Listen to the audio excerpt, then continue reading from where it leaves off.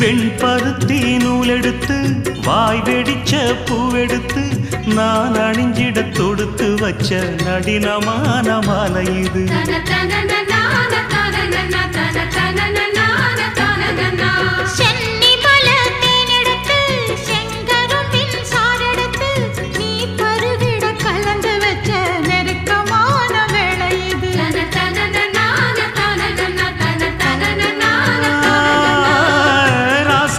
உடம்பிருக்கும் ரவிக்க துணி நானாக அன்னாடம் சூடி கொண்ட ஆசை வச்சாகாதா.